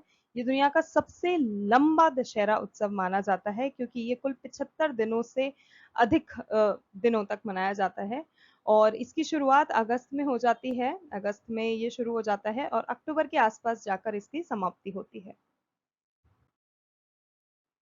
नेक्स्ट है 77th ग्रैंड मास्टर कौन बने हैं? तो गाइस 77th ग्रैंड मास्टर की बात करें तो उनका नाम है आदित्य मित्तल, जो कि महाराष्ट्र से संबंध रखते हैं, और दिसंबर 2022 में उनको ये उपलब्धि हासिल हुई थी।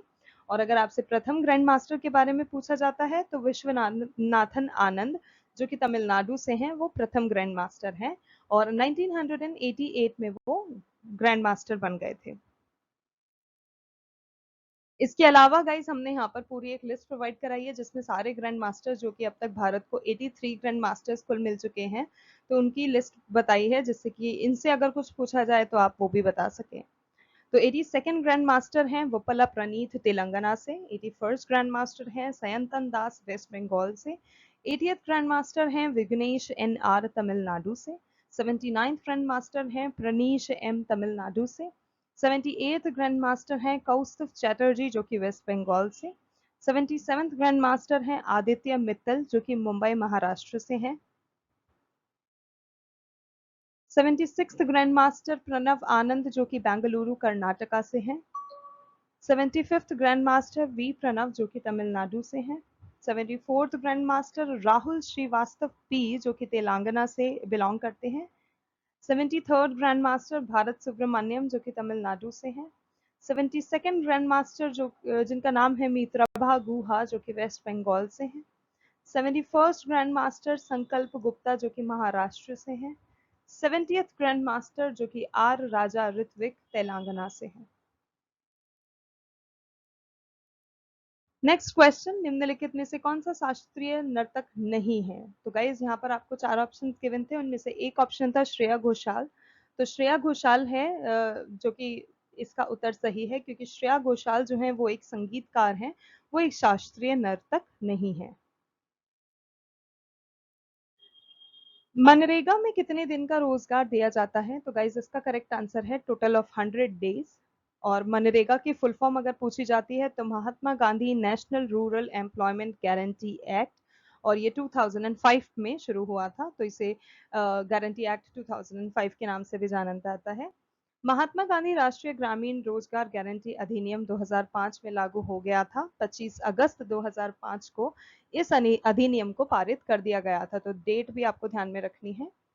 इसका नाम नरेगा रख दिया गया था, शुरुआत में इसका नाम नरेगा रखा गया था और 2 फरवरी 2006 को यह कार्यक्रम आंध्र प्रदेश के अनंतपुर में आरंभ हुआ था। शुरू में यह 200 अत्यंत पिछड़े जिलों में आरंभ किया गया था।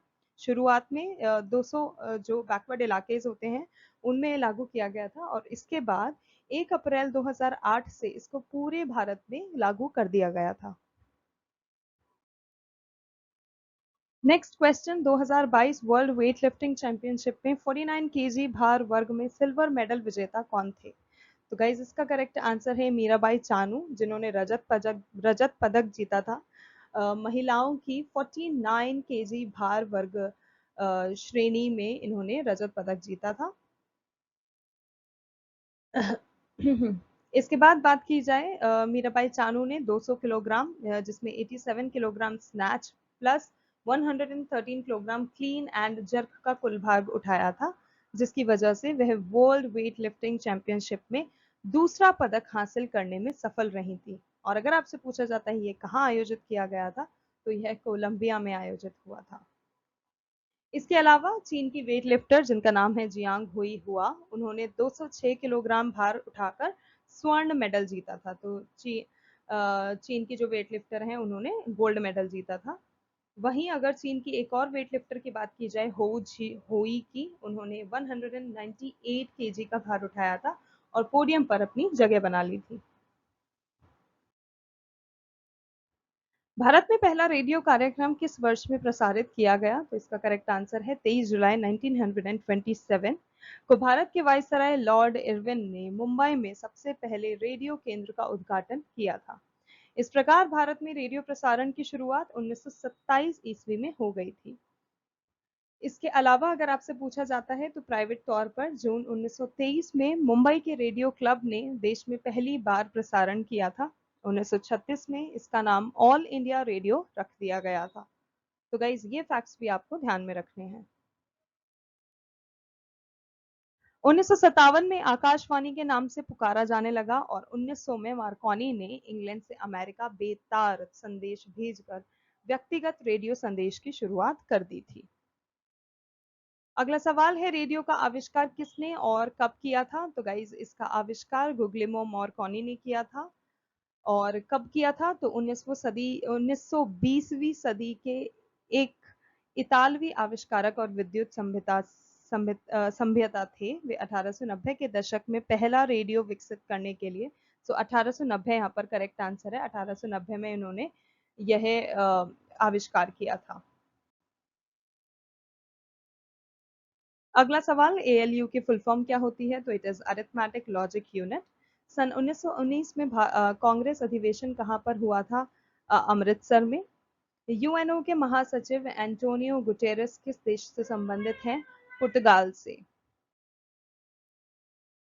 नेक्स्ट है आपका, जोड़ों के मध्य जो फ्लूइड जमा हो जाता है उसे फ्लूइड पाया जाता है उसे क्या कहते हैं? लिगामेंट। मणिक रत्न किसे कहते हैं? रूबी। स्पैम मेल क्या होता है? एक ही विषय पर बार बार मैसेज करना स्पैम मेल कहलाता है। तो गाइज नेक्स्ट अगर आपसे पूछा जाता है कि वर्ष 2018-19 में नीति आयोग की दर कितनी प्रतिशत थी, तो उसका आंसर है 6.8%। Child rights and you cry योजना किससे संबंधित है? तो गाइज इसका करेक्ट आंसर है बाल अधिकारों से। तो यहाँ पर हम बाल अधिकारों को टिक कर देते हैं। नेक्स्ट क्वेश्चन, मनुष्य की आंखों की रोशनी के लिए कौन सा विटामिन लाभदायक होता है? तो गाइज विटामिन ए जो होता है वो इंसान की आंखों के लिए बहुत ज्यादा जरूरी होता है आंखों की रोशनी के लिए। किस विटामिन में कोबाल्ट पाया जाता है? विटामिन बी 12 में कोबाल्ट पाया जाता है। विटामिन बी 1 रासायनिक नाम क्या होता है? तो गाइस बी 1 का जो साइंटिफिक नेम यानी कि रासायनिक नाम होता है वो होता है थायमिन। नेक्स्ट आपका, पॉलिश किए हुए चावल खाने से कौन सा रोग हो जाता है? तो गाइस एक बेरी बेरी नामक रोग है वो हो जाता है पॉलिश किए हुए चावल खाने से। विटामिन का मुख्य कार्य क्या होता है? तो गाइस भोजक के उत्प्रेरक के रूप में कार्य करना, ये आपके विटामिन का मुख्य कार्य होता है। नेक्स्ट है, विटामिन ई का रासायनिक नाम क्या होता है? तो गाइस टोकोफेरॉल जो होता है that is the scientific name of vitamin E. और यौगिक का रासायनिक सूत्र अगर आपसे पूछा जाता है तो दैट इज C29H50O2। यह वनस्पति तेलों से प्राप्त होता है। अगला है, किस विटामिन को सौंदर्य विटामिन भी कहते हैं? तो इसका करेक्ट आंसर है विटामिन ई। किस राज्य में देश की पहली सी प्लेन सेवा शुरू की गई है? तो गाइज वो है गुजरात में। भारत का पहला टायर पार्क कहाँ स्थित है? इसका करेक्ट आंसर है पश्चिम बंगाल में। बढ़ते हैं अगले सवाल की ओर। भारत की पहली सौर ऊर्जा से चलने वाली मिनी ट्रेन की शुरुआत कहां पर हुई है? केरल में। भारत में पहला चंदन संग्रहालय कहां पर है? वो है कर्नाटक में। एशिया में कम कार्बन उत्सर्जन करने वाला पहला एयरपोर्ट कहां पर बना है? तो गाइस, कम कार्बन उत्सर्जन करने वाला जो पहला एयरपोर्ट है वो है आईजीआई, जो कि न्यू दिल्ली में सिचुएटेड है। नेक्स्ट क्वेश्चन, भारत का पहला मॉस गार्डन जो है उसको विकसित कहां पर किया गया है? तो गाइस, इसका करेक्ट आंसर है उत्तराखंड में। भारत का पहला मॉस गार्डन नैनीताल जिले उत्तराखंड के खरपाताल में विकसित किया गया है।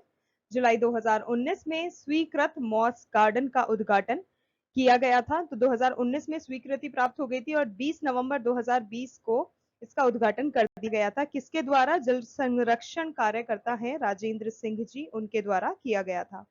इसमें लगभग 30 विभिन्न प्रजातियों, मॉस और कुछ अन्य ब्रायोफाइट प्रजातियां हैं जो कि अवेलेबल हैं, जो कि प्रेजेंट हैं। अगला है, भारत में पहली प्लास्टिक के कचरे से बनाने वाली रोड कहां पर स्थापित की गई है? उत्तर प्रदेश में। कोयले से बिजली उत्पादन करने वाला पहला अरब देश कौन सा बन गया है? UAE, United Arab Emirates. Bharat का पहला लाइकेन पार्क कहां स्थित है? उत्तराखंड में। अगला सवाल, भारत की पहली किसान रेल सेवा कहां पर शुरू की गई है? तो गाइस, उसका करेक्ट आंसर है नासिक में। नेक्स्ट क्वेश्चन इस प्रकार से आया था that if a2 plus b2 is equals to 12 and a plus b is equals to 6, then what should be the value of ab? तो गाइज आसान है, आप इसको किसी भी ab के फॉर्मूले के थ्रू निकाल सकते हैं। a plus b का होल स्क्वायर वाला फॉर्मूला लगा सकते हैं and you will get to know the answer.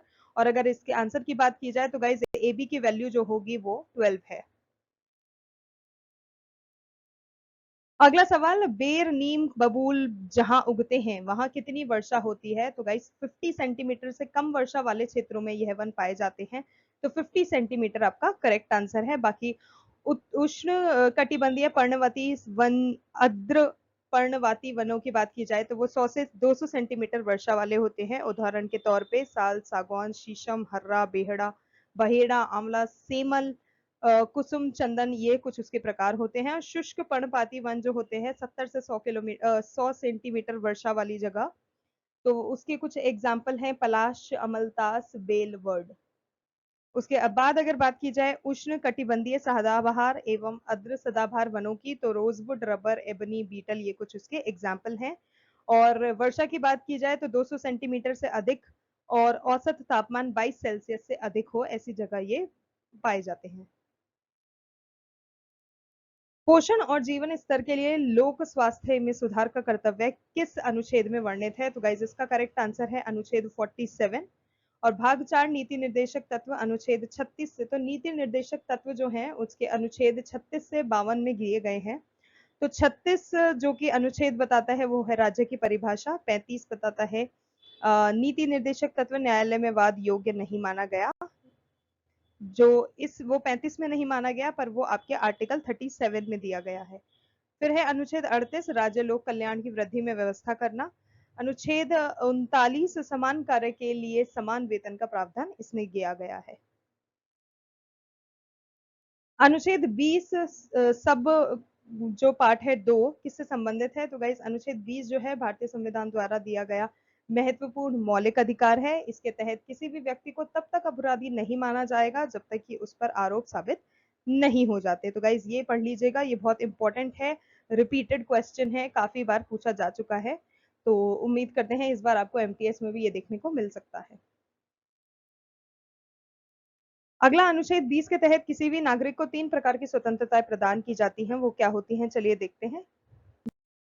जिसमें पहली हो गई, कोई व्यक्ति किसी अपराध के लिए तब तक निर्दोष नहीं ठहराया जाएगा जब तक कि उसने ऐसा कोई कार्य करने के समय जो अपराध के रूप में आरोपित है किसी प्रवर्त विधि का अतिक्रमण नहीं किया है।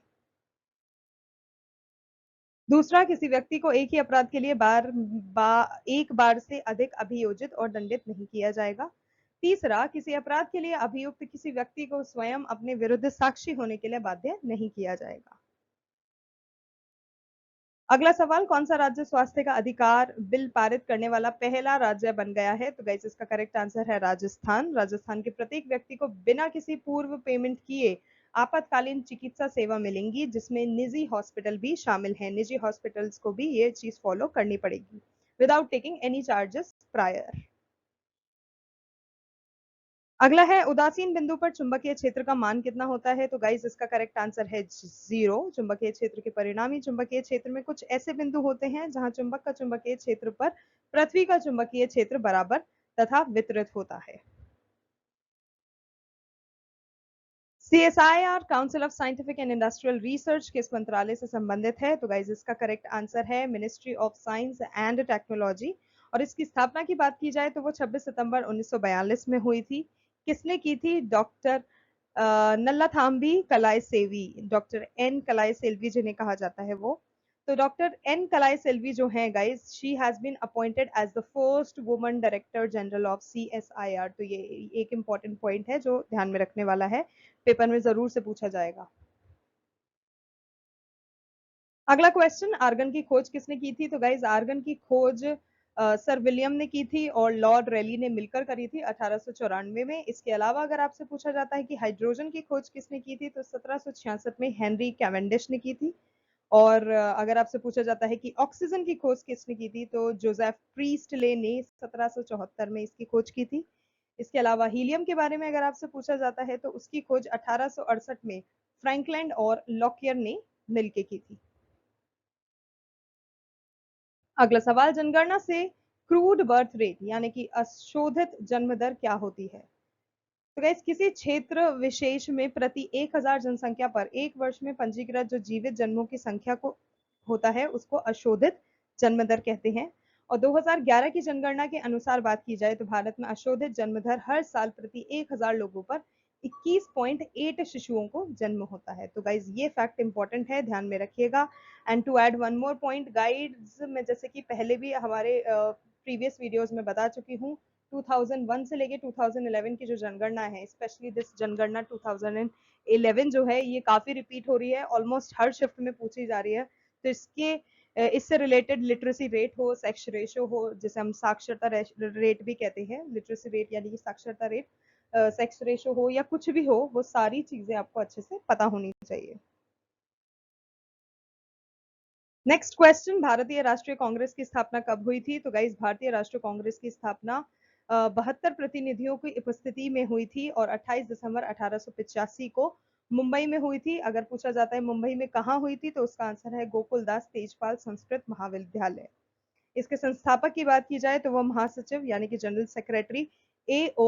ह्यूम थे, जिन्होंने कलकत्ते के व्योमेश चंद्र बैनर्जी को अध्यक्ष नियुक्त किया था। नेक्स्ट अगर आपसे अधिवेशन से रिलेटेड आते हैं तो गाइस कुछ ऐसे INC के अधिवेशन थे जो कि काफी ज्यादा इंपॉर्टेंट है, काफी ज्यादा पूछे जाते हैं, जिनमें पहला है 1896 का, जो कि 12वां अधिवेशन है, कोलकाता में हुआ था, जिसके अध्यक्ष M रहीमतुल्ला सयानी हैं, जो कि पहली बार राष्ट्रीय गीत वंदे मातरम इसमें गाया गया था। अगला है 1906 अधिवेशन, जो कि कोलकाता में हुआ था, अध्यक्षता निभाई थी दादा भाई नारोजी ने, और इस अधिवेशन में स्वराज शब्द का पहली बार प्रयोग किया गया था और मुस्लिम लीग की स्थापना भी इसी में हुई थी। इसके बाद बात करते हैं 1907 अधिवेशन की, जो कि सूरत में हुआ था, अध्यक्षता निभाई थी राज बिहारी घोष जी ने, और कांग्रेस का विभाजन एवं संघ की समाप्ति हुई थी इस अधिवेशन में। अगला है 1911 अधिवेशन, जो कि कोलकाता में हुआ था, अध्यक्ष बने थे बिशन नारायण धर, और इस अधिवेशन में पहली बार राष्ट्रगान उन्होंने ही गाया था। अगला 1917 अधिवेशन, जो कि कोलकाता में हुआ था, अध्यक्ष थी श्रीमती एनी बेसेंट, जो कि प्रथम महिला अध्यक्ष बनी थी। अगेन गाइस, प्रथम महिला अध्यक्ष पूछा जाता है तो श्रीमती एनी बेसेंट। अगर प्रथम भारतीय महिला अध्यक्ष पूछा जाता है तो इट इज सरोजिनी नायडू। उसके बाद 2011 की जनगणना के अनुसार जनसंख्या वृद्धि दर कितना रहा है, तो वो है 17.7%। रथ यात्रा किस भगवान के लिए निकालते हैं? तो गाइस भगवान श्री जगन्नाथ जी यहाँ पर करेक्ट आंसर है, जिनके लिए रथ यात्रा निकाली जाती है। ISSF rifle pistol world championship 2022 Bharat ने कुल कितने मेडल जीते थे? तो गाइज इसमें भारत ने कुल 34 मेडल्स जीते थे, जिसमें 12 गोल्ड थे, 9 सिल्वर थे और 13 आपके कांस्य पदक थे। संगीत क्षेत्र में कौन सा पुरस्कार दिया जाता है? तो संगीत क्षेत्र में संगीत नाटक अकादमी पुरस्कार दिया जाता है और इस पुरस्कार की स्थापना जो हुई थी वो 1952-1953 में हुई थी।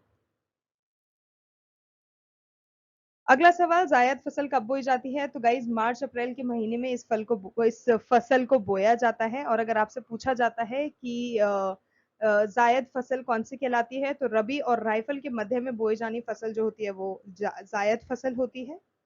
इसके अलावा रबी फसल की बात करें, जो रबी फसल को अक्टूबर और नवंबर महीने में बोया जाता है और अप्रैल के महीने के आसपास इसको काट दिया जाता है, जबकि राइफल फसल ऐसी होती है जिसको जून जुलाई के महीने में बोया जाता है अथवा सितंबर अक्टूबर के महीने में उसे काट दिया जाता है। अगला सवाल, कोलकाता उच्च न्यायालय ने 2023 में मुख्य न्यायाधीश के रूप में किसने शपथ ली थी? तो गाइस इसका करेक्ट आंसर है टी एस शिवगणनम। उच्च न्यायालय के मुख्य न्यायाधीश और न्यायाधीशों की शपथ कौन दिलाता है अगर आपसे पूछा जाता है, तो इसका करेक्ट आंसर है राज्य के राज्यपाल।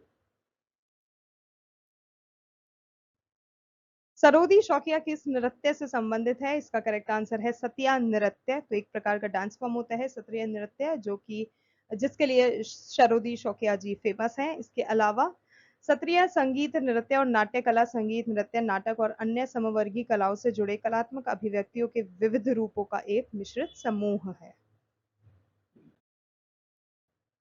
अगला सवाल, वर्ष 2003 में किस पंडवानी संगीतकार को पद्म भूषण से सम्मानित किया गया था? तो गाइज उसका करेक्ट आंसर है तीजन बाई, जिनको पद्म भूषण से सम्मानित किया गया था 2003 में। इसके अलावा 2011 में उनको संगीत नाटक अकादमी द्वारा पद्म विभूषण 2019 में पद्म विभूषण मिला था, 2003 में पद्म भूषण मिला था और 1988 में उनको पद्मश्री पुरस्कार से सम्मानित किया गया था।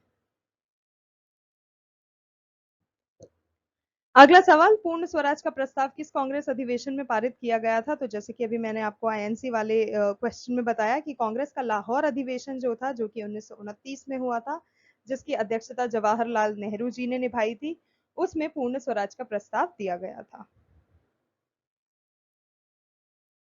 अगला सवाल, अप्सरा नृत्य, बिहड़ नृत्य, चली नृत्य, दशावतार नृत्य, गोसाई प्रवेश, झुमरा, ये सब किस शास्त्रीय नृत्य के रूप हैं? तो गाइस इसका करेक्ट आंसर है ये सत्रिया नृत्य की कई शैलियों में से माने जाते हैं। जैसे कि सत्रिया नृत्य जो होता है वो कई शैलियों में विभाजित होता है और ये सब कुछ नृत्य जो हैं ये उसी के पार्ट माने जाते हैं। सत्रिय नृत्य को शास्त्रीय नृत्य का दर्जा कब दिया गया था? तो गाइज इसका करेक्ट आंसर है 2000 ईस्वी में। 2 अक्टूबर को क्या मनाया जाता है? तो गाइज अंतर्राष्ट्रीय अहिंसा दिवस, जिसे हम महात्मा गांधी जी के जन्म दिवस के उपलक्ष्य में भी मनाते हैं। हर साल अंतर्राष्ट्रीय अहिंसा दिवस 2 अक्टूबर को मनाया जाता है। और अगर आपसे पूछा जाता है कि अंतर्राष्ट्रीय अहिंसा दिवस को मनाने की शुरुआत कब हुई थी, तो वो 15 जून 2007 में हुई थी। इसके अलावा अगर बात करें कुछ और महत्वपूर्ण दिवसों की, जिनमें पहले आता है 9 जनवरी, जो कि प्रवासी भारतीय दिवस के नाम से यानी कि एनआरआई दिवस के नाम से जाना जाता है। 12 जनवरी राष्ट्रीय युवा दिवस, 30 जनवरी महात्मा गांधी का शहादत दिवस यानी कि शहीद दिवस, 2 फरवरी विश्व आर्द्र भूमि दिवस, 4 फरवरी विश्व कैंसर दिवस, 15 मार्च विश्व उपभोक्ता अधिकार दिवस, 22 मार्च विश्व जल दिवस, 7 अप्रैल विश्व स्वास्थ्य दिवस, 22 अप्रैल विश्व पृथ्वी दिवस, 24 अप्रैल राष्ट्रीय पंचायती दिवस, 5 जून विश्व पर्यावरण दिवस, 29 जुलाई अंतर्राष्ट्रीय बाघ दिवस और 12 अगस्त जो कि है अंतर्राष्ट्रीय युवा दिवस। इसके अलावा 29 अगस्त राष्ट्रीय खेल दिवस, 16 सितंबर विश्व ओजोन दिवस, 2 अक्टूबर महात्मा गांधी जी का जन्म दिवस, अहिंसा का अंतर्राष्ट्रीय दिवस भी इसी दिन मनाते हैं, 26 नवंबर भारत का संविधान दिवस और 1 दिसंबर विश्व एड्स दिवस। तो गाइज ये सारे ही जो डेट्स हैं ये आपको अच्छे से पता होने चाहिए, क्योंकि इनसे रिलेटेड क्वेश्चन 100% आता है और हर शिफ्ट में रिपीट हो रहा है। और गाइज वन मोर थिंग, अगर आपको डेज एंड डेट से रिलेटेड वीडियो देखना है तो पूरा डिस्क्रिप्टिव फॉर्म में it is available on our channel, so go and check that out also. Next question, 2020 के अनुसार भारत में मैंगनीज का सबसे बड़ा उत्पादक राज्य कौन रहा है? तो वो है आपका मध्य प्रदेश, जिसमें 33% हिस्सा जो है वो मध्य प्रदेश के द्वारा दिया गया है। बात करें आयरन ओर, निकल, क्रोमाइट, बॉक्साइट, तो इसके जो सबसे बड़ा उत्पादक राज्य है वो है उड़ीसा। मैंगनीज का सबसे बड़ा उत्पादक राज्य है मध्य प्रदेश। कॉपर का सबसे बड़ा उत्पादक राज्य है मध्य प्रदेश। गोल्ड का है कर्नाटक। कोबाल्ट का है झारखंड। लीड सिल्वर का है सबसे बड़ा उत्पादक राज्य राजस्थान। टिन का जो सबसे बड़ा उत्पादक राज्य है वो है छत्तीसगढ़। गाइज एक चीज और, tin is the only thing जिसका जो अपना प्रोडक्शन हाउस आप कह सकते हैं, प्रोडक्शन जो है इंडिया में सिर्फ और सिर्फ छत्तीसगढ़ में होता है। तो ये आप ध्यान में रखिएगा that Chhattisgarh is the only tin producing state in India. Next आपका मैग्नीशियम का है तमिलनाडु। लाइमस्टोन का है मध्य प्रदेश। माइका का है आंध्र प्रदेश और डोलोमाइट का है Orissa, Chhattisgarh. So guys, that's it. That's about all the important questions that were asked in the SSC CHSL 2023 examination के ऑलमोस्ट सब शिफ्टों के क्वेश्चंस हमने इसमें जो भी इम्पोर्टेंट हैं, जो भी आपके MTS स्पेशली MTS के एग्जामिनेशन में पूछे जाने वाले हैं, वो हमने इस वीडियो में डाला है। आई होप आपको वीडियो यूजफुल लगा हो, आई होप आपको वीडियो इन्फॉर्मेटिव लगा हो। अगर लगा, पसंद आया, then do not forget to like, share and subscribe to our channel Info Island. And guys, MTS का एग्जाम्स आने वाले हैं, तो उसके प्रिपरेशन के लिए जितने भी इंपॉर्टेंट क्वेश्चंस आंसर्स हो सकते हैं जो कि आपकी प्रिपरेशन में हेल्प करे, we are gonna come up with that. So please stick with us and do not forget to follow us for more such content. Thank you so much and all the best to all the candidates.